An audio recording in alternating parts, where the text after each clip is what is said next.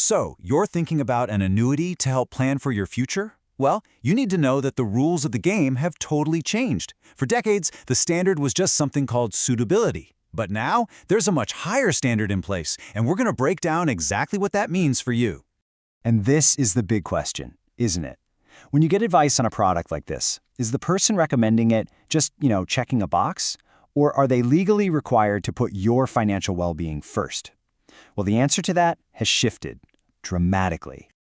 All right, so here's our game plan for this explainer. We'll quickly touch on how annuities are regulated, break down the old suitability standard, and then dive deep into the new best interest rule, including its 4 core parts, and most importantly, what it all means for you.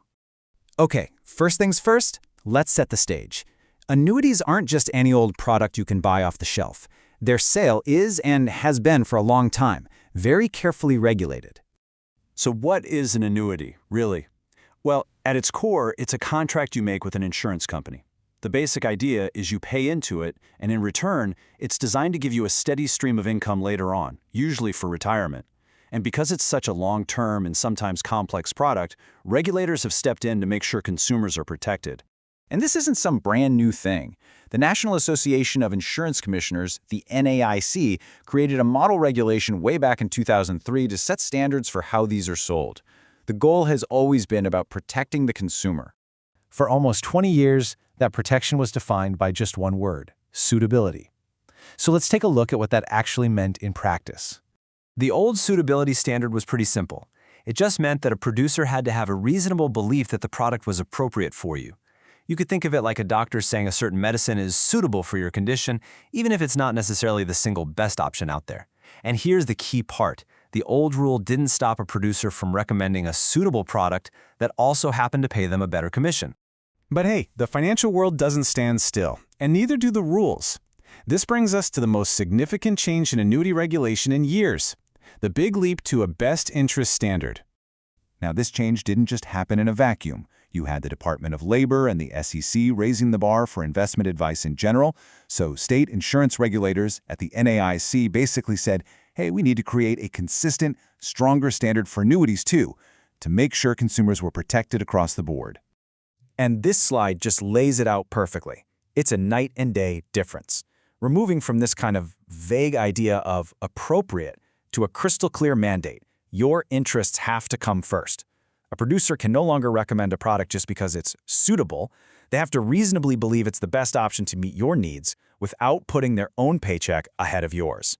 So, best interest sounds great, right? But how does it actually work? Well, it's not just a nice-sounding phrase. It's built on 4 specific duties that producers and insurers have to follow. This is the language taken directly from the model regulation, and it couldn't be clearer. The producer's or the insurer's financial interest cannot be placed ahead of the consumer's, period. So let's see how that idea gets built into those 4 obligations. These are the 4 pillars of the new rule: care, disclosure, conflict of interest, and documentation. You can think of them as the building blocks for a whole new level of accountability and transparency. First up is the care obligation, and honestly, this is the bedrock of the whole thing. It means the producer has to actually do their homework. They have to truly understand your financial situation, your needs, the products they can offer, and then be able to explain exactly why their recommendation is the right one for you. Next up, disclosure. This is all about transparency. No more guessing games. Before they even recommend a product, a producer now has to hand you a clear written statement that explains what they sell, which companies they work with, and importantly, how they get paid. Now, the conflict of interest obligation. This one is a huge deal. Producers have to deal with their conflicts, and it also means insurers are now banned from using certain high-pressure sales tactics. Things like offering a trip to Hawaii if you sell 10 of annuity X this month. It helps get rid of bad incentives that put the producer's interests ahead of yours. And last but not least, the documentation obligation. Every single recommendation has to be put in writing, along with the reasons for it.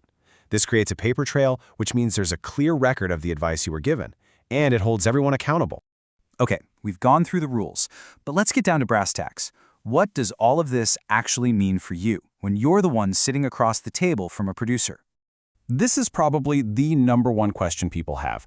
I mean, if the agent gets paid a commission for selling me something, isn't that automatically a conflict of interest? And the answer, maybe surprisingly, is no. The rule gets that people need to get paid for their work. The key thing is that their compensation, which has to be fully disclosed to you, can't be the driving reason for the recommendation. The advice has to be in your best interest, period, no matter how the producer gets paid. So, let's just sum it all up.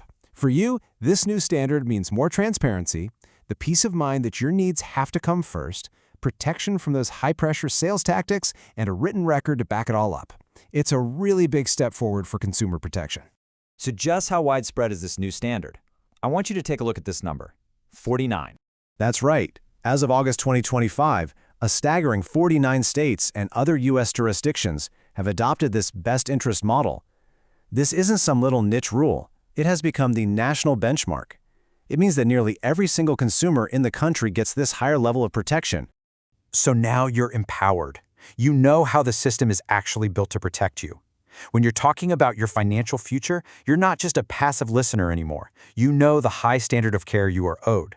So the question is no longer just, what should I buy?